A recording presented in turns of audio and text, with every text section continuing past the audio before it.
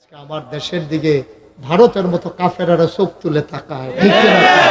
কত বড় কলিজা তোমাদের, কত বড় কলিজা। তোমরা কি মনে করছো 1947 সালে দেশ বিভাগের সময় বাংলাদেশের মানুষটি যে শুরু আছিল এটি ওখানে শুরু রয়েছে, এটি মার্শাল্লাহ অনেক বড় হয়েছে না। এতান্ডি ওখানে মার্শাল্লাহ জুয়ান হয়েছে না, ফিটাফিটি হিকছে না। এতান্ডি পুলিশের সামনে আবার আবু সাইদের মতো ছেলে পুলিশের সামনে বুলেটের সামনে টান টান করে সিনা উঁচু করে যেই ছেলেরা দাঁড়াইতে পারে, তোমরা হিন্দুরা তাদেরকে ভয় দেখাইতে পারবা না। ঠিক না?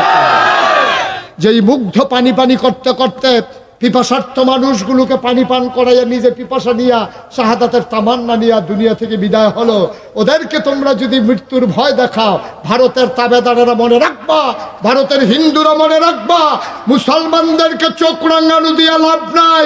মুসলমান যারা মরতে শিখেছে তাদেরকে মৃত্যুর ভয় দেখাইয়া লাভ নাই। ঠিক কিনা বলো? বেড়া গাঞ্জা খাওয়ান্ডে বেড়ারে তুই বিড়ির রোড দাস কিন্তু তুই তারে বিড়িয়ে ধরে তারে তে গাঞ্জা খাইয়া ফাঁকা রয়েছে ভিতরে দিয়া। ঠিক কিনা কও?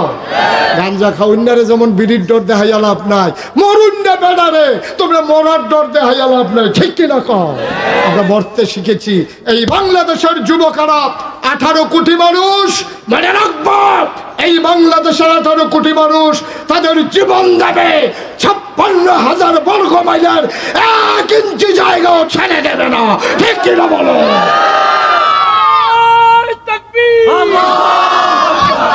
ইসলামের দুশমনেরা বাংলাদেশের দুশমনেরা সবাই কোনা আমিন। আমরা ফলাফান্ডি কি জালে বইলে ভালো হয় না আলে বইলে ভালো হয়? আমরা ফলাফান্ডির কলজার ভিতরে আল্লাহর ভয় থাকলে ভালো হয় না না থাকলে ভালো হয়? থাকলে ভালো হইতে হইলে এটা নিয়ে আলেম কালাম শিহন লাগবে, এটা নিয়ে কোরআন হাদিস পড়ান লাগবে। আর কোরআন হাদিস পড়াইতে হইলে তালিমুস সুন্নাহ মাদ্রাসায় লয়ে আইবা। তারা হেন যারা পড়ায় তাদের ব্যাপারে আমার ধারণা আছে, আমার ওভার কনফিডেন্স। বলো আরো জুড়ে। তাহলে আপনার ফলাফান্ডি আপনার কবরের ক্ষেত্রে খেয়ে আমিন আমিন করে দোয়া করুক, আমরা এটা চাই নাকি চাই না? এই তো মাশাআল্লাহ, তো না লাভ। আরে ফুড জন্ম দেওয়ান তো সহজ, মানুষ বানানো না কঠিন। জন্ম দেওয়া তো সহজ, 7 জন 8 জন বাড়ি আগে হইতো, মানুষ হইছে না।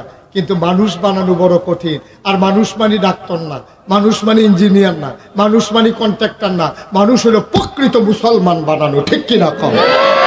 আর প্রকৃত মুসলমান বানাইতে হলে আমাদেরকে এই মাদ্রাসাগুলাতে কোরআন হাদিস তারে ফরাইয়া ফরাইয়া তিল তিল করে তার সুরত সিরত নমুনাও ধরব মুসলমানের, তার চরিত্র হবে মুসলমানের। ঠিক কিনা কও?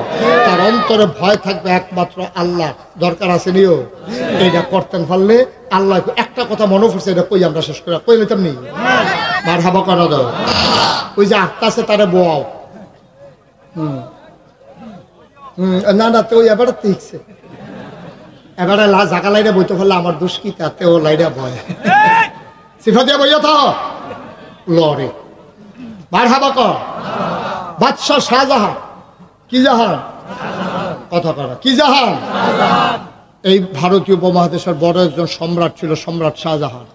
এবারের ফুতের নাম হলো বাদশাহ জাহাঙ্গীর। কি এবারের কত মাইটাফির জিন্দাফির।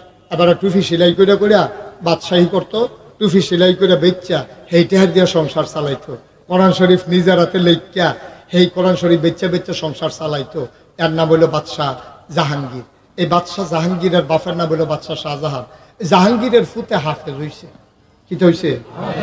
আর ঘুমাই লেছে না আপনারা তো সকলে কথা কথা না আমরা আমরা না এখন বাইরের মানুষ আছে সবাই কন বাদশাহ এই জাহাঙ্গীরের ফুতে কি তো হইছে?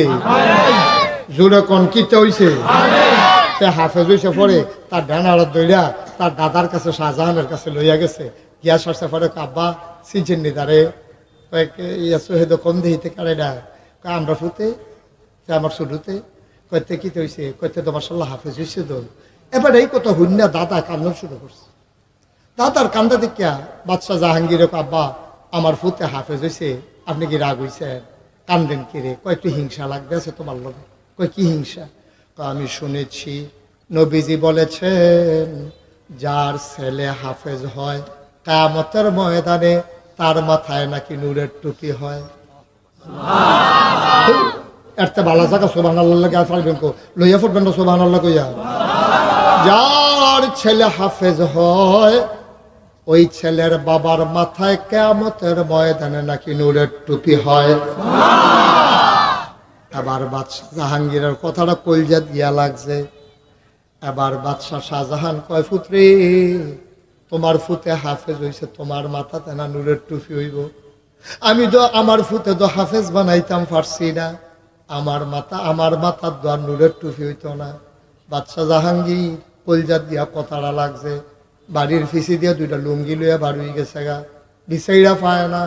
কত জায়গাত বিচারছে, কত বাইকে কইছে, নাই নাই নাই। 3 বছর 3.5 বছর পরে বেড়ায় বাইত ফিরে আইছে পরে বাদশাহ জাহাঙ্গীর রে বাদশাহ শাহজাহান আঞ্জা দিয়া ধরছে, বাহে ফুতে কান্দাকাটি চলতে আছে।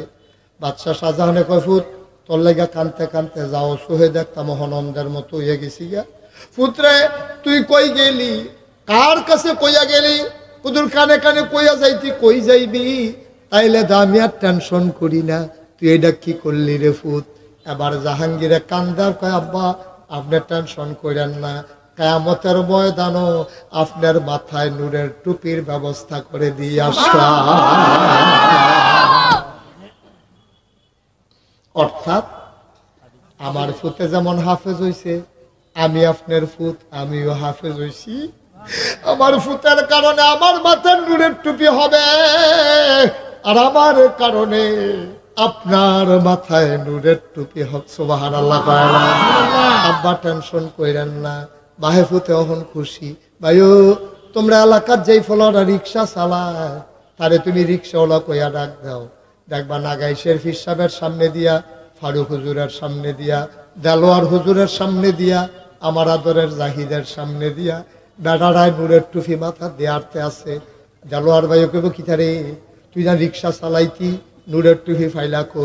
দেলোয়ার ভাই হন তুই তাই কইয়ার না, হন তুই তাই এর দিন না টুপির নমুনা দেখান না কি যাইতে আছে। আপনি তুই করেন কি তেন, এটাকে দুনিয়া পাইছেন নি? এটা দিন ফিরা গেছে গা। কয় কি ফিরা ফিরছে? আমি রিক্সা চালাইতাম সত্য, আমার ফুতের আদর করে করে আমার বউয়ে নিয়ে বিল্ডিং এর 4 তালাত মাদ্রাসার নিচ তালাত দিয়ে একটা ডিম সিদ্ধ করে লইয়া আমার বউয়ে আসলের ফিসে দিয়া লইয়া খেরুই রইছে। সুইটটা ফোলারে দেখা কইছে, বাবা তুমি কি এই মাদ্রাসাত পড়ো? কইছি চাচি আমি এই মাদ্রাসাত পড়ি। আমার ফুতে এই মাদ্রাসাত পড়ে, তার নাম আব্দুল মোমেন। তারে কই নিচে আইতো, তোর মায় খেরুই রইছে। ইয়া কইছে, মুমিন না, তোর মায় কইছে যাইতি, তোর মায় নিচে খেরুই রইছে। মুমেনে দৌড়াই আইছে, তার মায় আউলিত নিয়া তারে কয়, ফুট নিয়ে তাড়াতাড়ি করে ডিমটা খাইয়ালা, ওদের পানি খাইয়া গিয়ে আবার ভর্তি বইয়ালা। এমনি এমনি রিক্সাওয়ালার বই, রিক্সাওয়ালাই মিল্লা এই গরিব ফোলাটারে হাফেজ বানাইছে। কিয়ামতের ময়দানে এই রিক্সাওয়ালার মাথার ভিতরে নূরের টুপি রে। ও তেলকুফির মানুষ, ও করুণাপুরের মানুষ, ও ইলাসপুরের মানুষ, ও আমার এলাকার মানুষ, শোনো শোনো শোনো। অষ্টমষ্ট কইরা কোনো মতে ফুট যখন জন্ম দিছে আমার মায়ের আগো, আমার মারা শুনো গো মা, ফলা যখন জন্ম দিছ তারে কোনো মতে মাদ্রাসাটা ফাড়াও, মাইসার বাইত কাম করে মাদ্রাসার খরচটা চালাও, তারে কুদুর কুদুর দূর ডিম নিজে না খাইয়া হইলেও খাওয়াও। তে যদি হাফেজ হয় গো আম্মা, কিয়ামতের ময়দানও 10 জন মানুষ রেতে সুপারিশ করে করে জান্নাত নিব। তুমি যদি কোনো কারণে আটকাইয়াও যাও, তার সুপারিশে তুমি জান্নাতে চলে যাবা। বলো সুবহানাল্লাহ। এই এলাকার প্রতিটা ঘরে আমি একটা করে ছেলে চাই, এই মাদ্রাসার যেন ছাত্র হইতে পারে। দরকার আছে নাকি নাই? তাইলে এই মাদ্রাসার যদি ছেলেরা ভর্তি হয়, তাইলে কি ফারুক হুজুরের লাভ না যারা ভর্তি করাইব তারা লাভ? যারা ভর্তি করাইব তারা লাভ। ফারুক হুজুরে মানুষ করে দিতে পারলে কোনো একটা ফলায় যদি কয় এবারার কারণে আমি হাফেজ হইছি, তইলে এবারার লাভ। তইলে এবারায় কিয়ামতের ময়দানে একটা ফলা মনে করলে এবারায় কোনো কারণে আটকাই গেলে ওই ফলাটার কারণে এবারায় ফারুইলাই পড়ে, আমি যে বুঝাইয়া বুঝাইয়া কইতে আসি, আমার কথার কারণে কেউ যদি কেউয়ের ফুতেরে মাদ্রাসাত ভর্তি করায়, আর তার মারতে হুনছে ফুতরে তোরে তো কেজি স্কুলে ভর্তি করাইলে ইসলাম কাম্মা মাদ্রাসাত দিছ গেরে, নাগাইশের হুজুরের কথার পরে তোরে সিদ্ধান্ত নিছি মাদ্রাসা দিয়ালাম।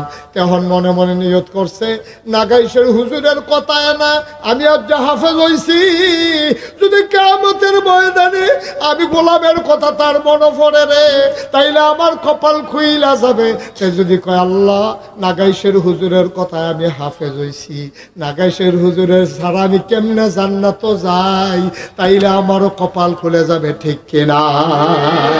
সবাই মিল্লা চলো চেষ্টা করি, দরকার আছে নাকি নাই? 33 বছর মুশতাক ফয়েজে মাহফিল করে, কহেন দিয়া কেমনে গেছে কইতামও পারতাম না।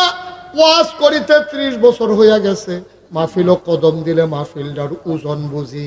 আজ যেমনটায় সাক্ষী দিছে রে, তৈলকুফির মাহফিল আমার আল্লাহ কবুল করে নিয়েছে।